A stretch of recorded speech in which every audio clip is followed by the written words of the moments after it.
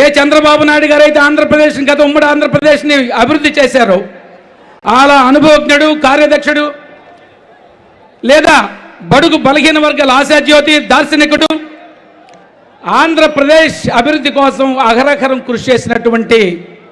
మేరు నగధీరుడు చంద్రబాబు నాయుడు గారి నాయకత్వం కావాలి, పరిపాలన కావాలని 2014 ఆయన ముఖ్యమంత్రి చేస్తే ఆంధ్రప్రదేశ్కి కనీసం రాజధాని లేకుండా విడగొట్టబడితే ఆయన ఆలోచనలతో, ఆయన మీద ఉన్న విశ్వాసంతో, చంద్రబాబు నాయుడు గారి మీద కార్యదక్షతతో 33,000 ఎకరాలు రైతులు స్వచ్ఛందంగా ముందుకు వచ్చి ఏర్పాటు చేస్తే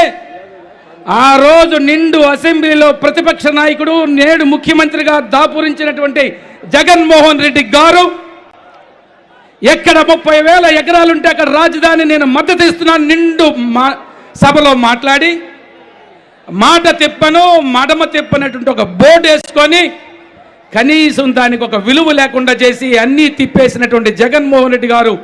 ముఖ్యమంత్రి అయిన తర్వాత రాజధాని లేకుండా చేసి ఒక్కదాన్నే చేయలేడు, 3 రాజధానులు చేస్తున్న ప్రగల్భాలు పలికి ఆంధ్ర రాష్ట్రాన్ని ధ్వంసం చేసి ముఖ్యమంత్రిగా ప్రమాణం చేసిన మరుసటి రోజే ఆ ప్రజావేదికని 10 కోట్ల రూపాయలు ఖర్చు పెట్టి రాష్ట్రానికి ఒక తలమానికంగా ఏ కార్యక్రమం నిర్వహించాలన్నా ఆంధ్రప్రదేశ్కి ఒక అద్భుతమైనటువంటి సౌధాన్ని నిర్మించి అందులో కార్యక్రమాలు నిర్వహిస్తున్న చంద్రబాబు నాయుడు గారు దాన్ని వచ్చిన వెంటనే కూలగొట్టినటువంటి జగన్మోహన్ రెడ్డి గారు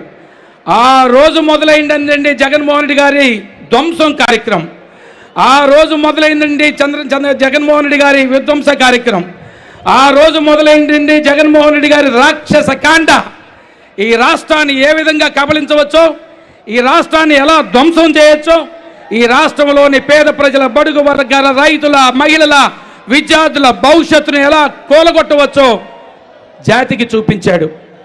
ఈ రాష్ట్రాన్ని కాపాడుకోవటానికి, ఈ రాష్ట్ర భవిష్యత్తుని కాపాడటానికి, ఈ రాష్ట్రంలో ప్రజలు రామచంద్ర ఈ కష్టాలేంటి, ఈ బాధలేంటి, ఎందుకంటే ఆ రోజు చంద్రబాబు నాయుడు ట్రాక్టర్ ఇసుక 500 రూపాయలకి ఇస్తే ఈరోజు జగన్మోహన్ రెడ్డి గారు నేను రాష్ట్రాన్ని ఉద్ధరిస్తున్నాను, వైనాట్ 175 అంటూ ప్రగల్భాలు పలుకుతున్నాను, ఇవాళ జనమంతా నాతో ఉన్నారు, అసలు బడుగు బలహీన వర్గాలు మా ఇంట్లోనే పుట్టారు, మేమే వాళ్ళ బొడ్డు కోసి అసలు బలహీన వర్గాలన్నీ రాష్ట్రంలో సృష్టించి వాళ్ళకి అండగా ఉండాలని ప్రగల్భాలు పలుకుతున్న వైఎస్ఆర్ కాంగ్రెస్ పార్టీ దాని అధినాయకుడు జగన్మోహన్ రెడ్డి గారు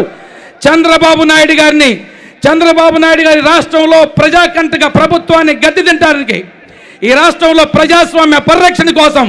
ఈ రాష్ట్రంలో రాక్షస ప్రభుత్వాన్ని గద్దెదించడానికి ఈ రాష్ట్ర ప్రజల్ని సమాయత్తం చేసే క్రమంలో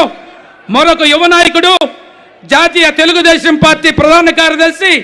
లోకేష్ బాబు గారు మరొక పక్క రాష్ట్రం కోసం, రాష్ట్రంలో బడుగు బలహీన వర్గాల కోసం, రాష్ట్రంలో రైతుల కోసం, విద్యార్థుల కోసం, యువకుల కోసం, ఈ రాష్ట్రాన్ని కాపాడుకోవటం కోసం ఒక పక్క తండ్రి, మరొక పక్క కుమారుడు రాష్ట్ర భవిష్యత్తు కోసం కృషి చేస్తుంటే ఓర్వలేని భవిష్యత్తు అంధకారమయం అవుతుంది, ఎక్కడ నా గద్దె కిందకి ప్రమాదం నీళ్ళు వస్తాయో, ఎక్కడ ఈ రాష్ట్ర ప్రజలు నన్ను కూలగొడతారో, కూల్చివేస్తారో, ధ్వంసం చేస్తారో భయంతో ఉన్నటువంటి జగన్మోహన్ రెడ్డి గారు చంద్రబాబు నాయుడు గారిని జైల్లో పెడితే చంద్రబాబు నాయుడు గారి రాష్ట్ర ప్రజల కోసం, రాష్ట్ర భవిష్యత్తు కోసం, రాష్ట్రంలో బడుగు బలహీన వర్గాలని సుసంపన్నం చేసే విధంగా, బలహీన వర్గాలకు ఒక బ్రహ్మాండమైన శక్తిగా తయారు చేసే విధంగా నేనున్నాను మీకోసం అంటూ జైలు జీవితాన్ని కూడా లెక్క చేయకుండా అక్రమంగా, అన్యాయంగా 40 ఏళ్ల రాజకీయ చరిత్రలో ఏ రోజు కూడా ఒక చిన్న అవినీతి మరక అంటని చంద్రబాబు నాయుడు గారు జైల్లో పెడితే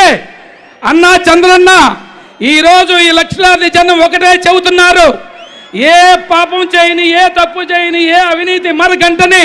ధీరోదాత్తుడు, ప్రజా పరిపాలకుడు, అగ్రహం రాష్ట్ర అభివృద్ధి కృషి చేసినటువంటి, లేదా తెలుగు ప్రజల్ని ప్రపంచానికే పరిచయం చేసి ప్రపంచ పటంలో ఆంధ్రప్రదేశ్ ఒకటి ఉంది. ప్రపంచంలో ఏ దేశానికి వెళ్ళి చదువుకొని ఉద్యోగాలు చేసి ఆ కుటుంబాలను కాపాడేటువంటి శక్తి మాకుంది. అలాంటి శక్తి ఇచ్చిన చంద్రబాబు నాయుడు గారి కోసం, మా కోసం జైలు జీవితం గడిపినటువంటి, జైలుకి వెళ్ళినటువంటి ఆ మహానీయుడి కోసం మేము నీరాజనాలు పలుకుతాం. మీకోసం ఏ యుద్ధం చేయడానికైనా, ఏ ప్రాణత్యాగం చేయడానికైనా, దేనికైనా విజయమో వేర స్వర్గమో తేల్చుకుంటానికి మీ అడుగులో అడుగు వేస్తూ, మీ వెనక నడుస్తూ, మీ భుజం మీతో పాటు భుజం కలుపుతూ ఆంధ్రప్రదేశ్లో వైఎస్ఆర్ కాంగ్రెస్ పార్టీకి అంతిమ గడియలు సృష్టించడానికి, అంతిమ గడియలు ఏర్పరచడానికి మీతో వస్తున్నాం, మీ వెనుక వస్తున్నాం. మీరు రా, కదిలి రా అంటే వస్తున్నాం, మీతో వస్తున్నాం. వడివడిగా అడుగులు వేస్తూ మీ వెంట నడుస్తున్నాం అంటుంటే ఆంధ్రప్రదేశ్ ప్రజలు మీకోసం వేచి చూస్తున్నారు. ఎప్పుడు ఎన్నికలు జరిగినా ఆంధ్రప్రదేశ్ ప్రజలు మీతో ఉంటారు, మేము మీతో ఉంటామని ప్రతిజ్ఞ చేస్తున్నటువంటి ప్రజానీకం. మరొక విషయం ఒక్కటి మాత్రం వస్తాం, నేను కూడా నా మనస్ఫూర్తిగా మేమందరం కూడా ఆలోచిస్తున్నాం. ఈ రాష్ట్రంలో